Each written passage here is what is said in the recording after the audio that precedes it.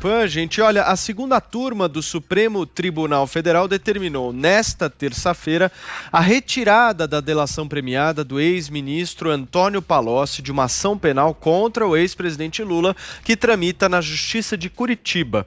No caso em questão, o petista foi denunciado pela Força-Tarefa da Lava Jato por supostamente ter recebido vantagens indevidas da construtora Odebrecht, entre elas um terreno para a construção da sede do Instituto Lula. Os ministros acataram o recurso da defesa e entenderam que foi ilegal a decisão do então juiz do caso, Sérgio Moro, de ter incluído a delação de Palocci na ação contra Lula às vésperas do primeiro turno das eleições de 2018. Na época, Lula foi barrado de concorrer por ter sido enquadrado na lei da ficha limpa e seu candidato, Fernando Haddad, perdeu a eleição para Jair Bolsonaro. A decisão da segunda turma foi tomada por maioria de 2-1.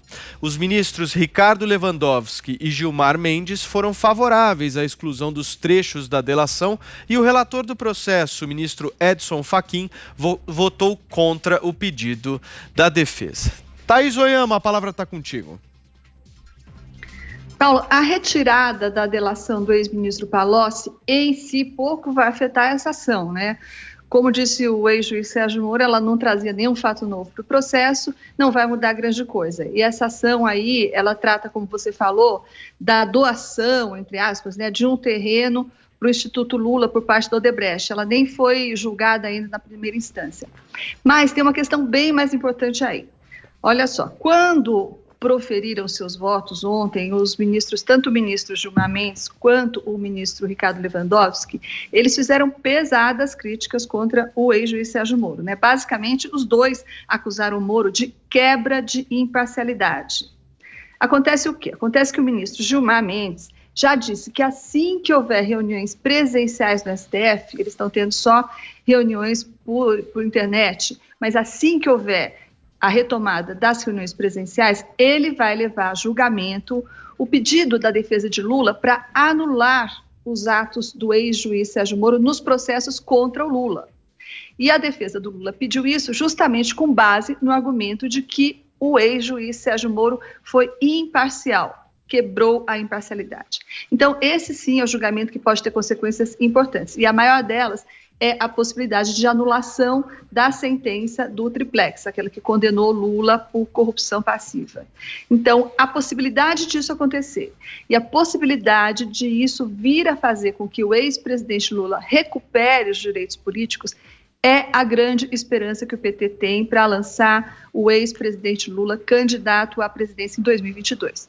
Como já disseram em entrevista no UOL, a presidente do PT, Gleisi Hoffmann, e também o Fernando Haddad.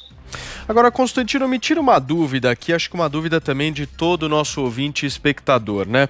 Fazem parte também da segunda turma que fez esse julgamento a Carmen Lúcia e o Celso de Mello. Só que eles não participaram desse julgamento, Constantino. Onde é que eles estavam, hein?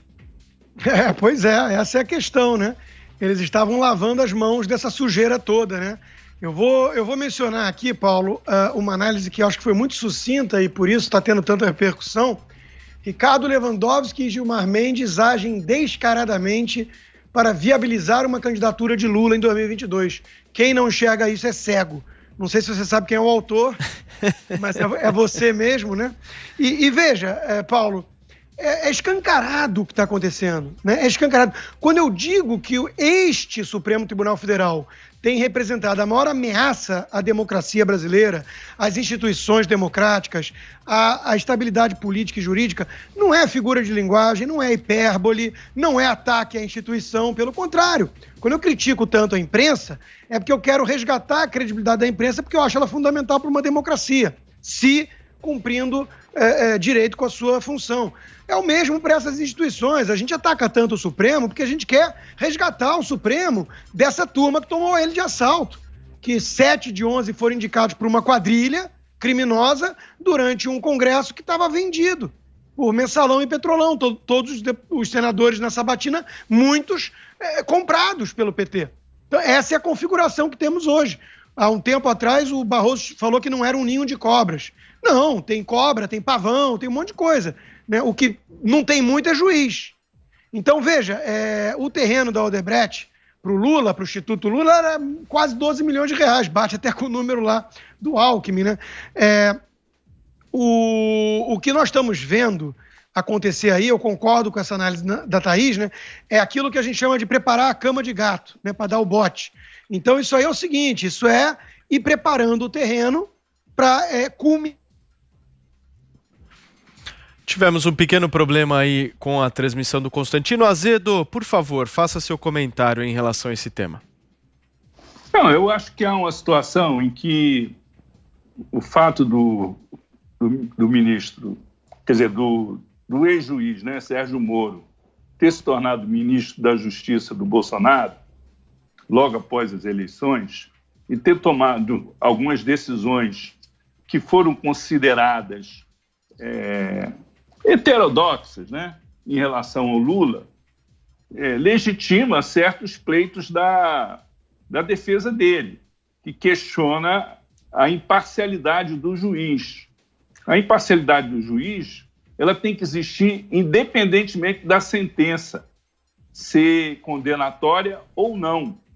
Então, a defesa do Lula está trabalhando nessa linha. Mas eu não acredito que isso prospere no Supremo, não. Isso, quando chega no plenário, muda.